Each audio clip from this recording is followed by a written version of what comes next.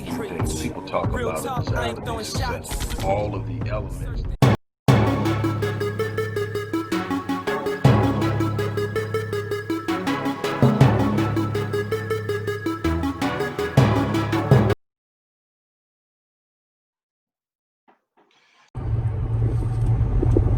Hello everybody, Dr. Wallace here, dropping in on you on the way to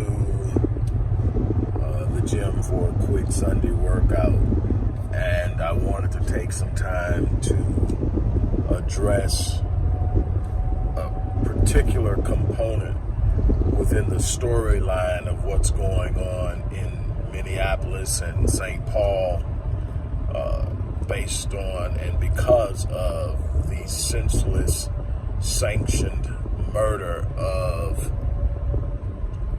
George Floyd. There are so many different components at play, and often we get tossed about and mishandled because we don't understand how things work, and we leave ourselves open for the folly of manipulation, control, and conditioning. And that's something that's been at the forefront of what it is I do as the executive director of the Odyssey Project. Beyond the media contributions I make both in writing and in video, as well as audio podcasts, beyond that, what I do more is the research to gain an understanding psychologically, sociologically, communally, how we are being impacted by the consistent and constant community and social environments that we find ourselves in. How are we being impacted by the influence and the contributions of mainstream media? How are we being impacted by the epigenetic and social construct, perpetuation of trauma that's passed down through multiple generations, because we don't understand it and because we don't embrace the components and elements of healing.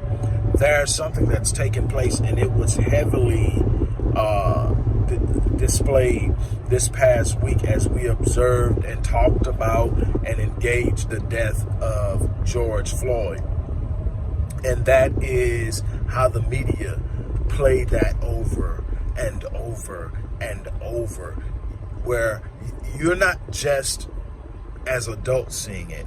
It's kids on these devices now. Kids 4 and 5 years old have their own device, and they're on social media. To me, it's way too early.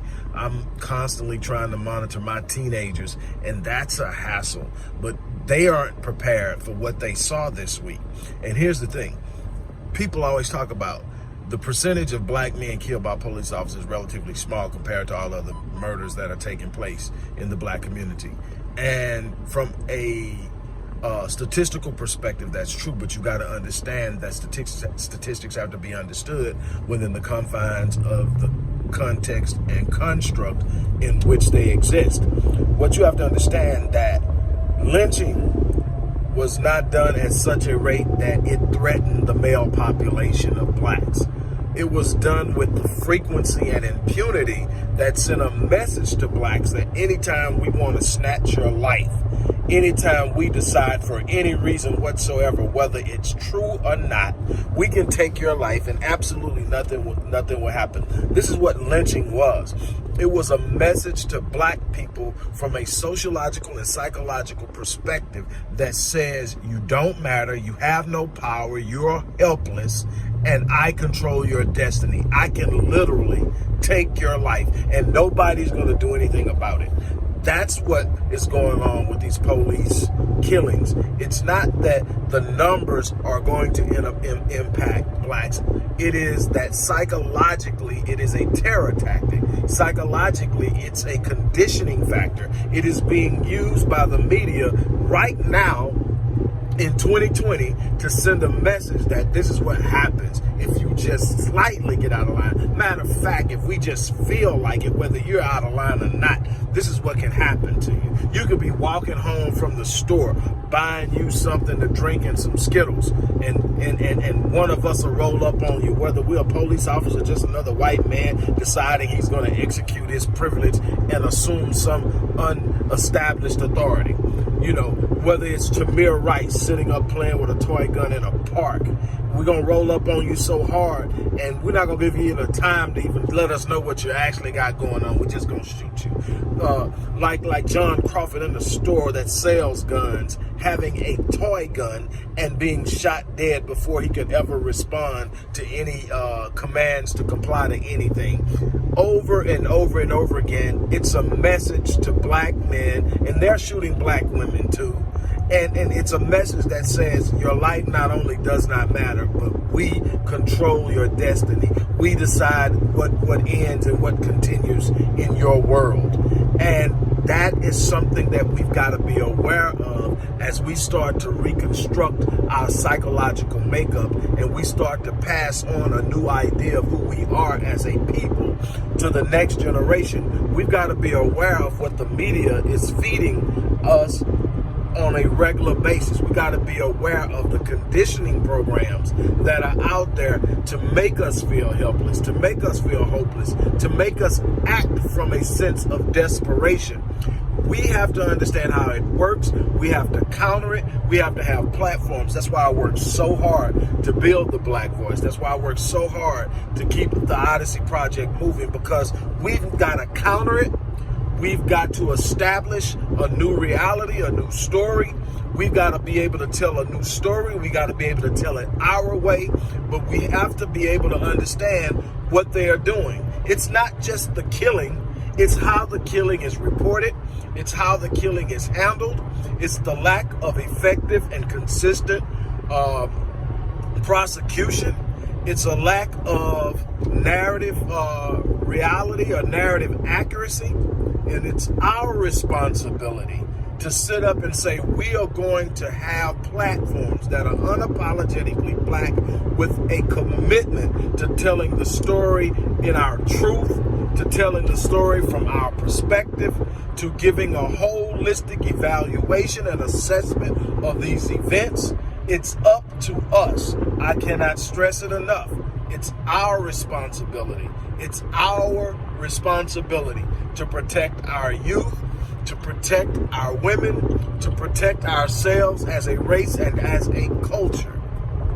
We cannot allow them to mold and shape our perceptions of our own reality through what they report and how they report it.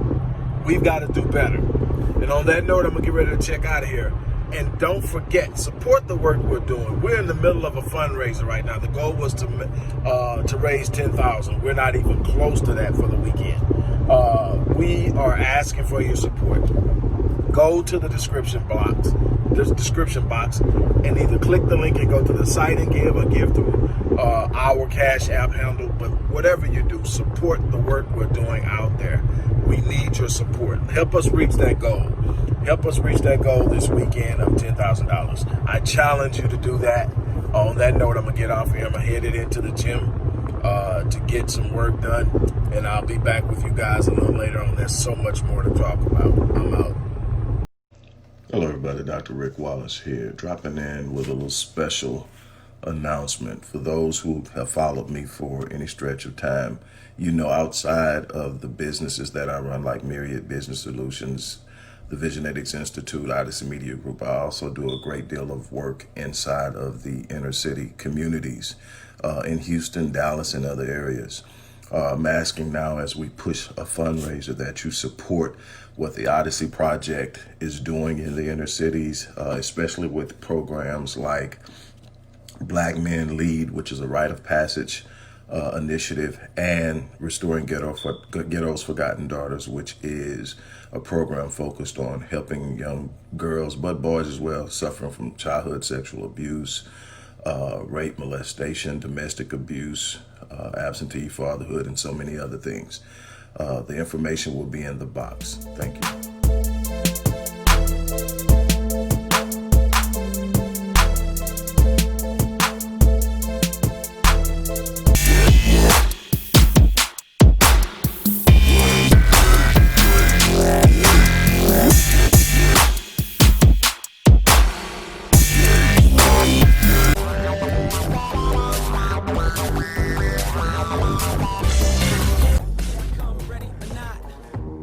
From a conceptual perspective, things people talk about a desire to be successful. All of the elements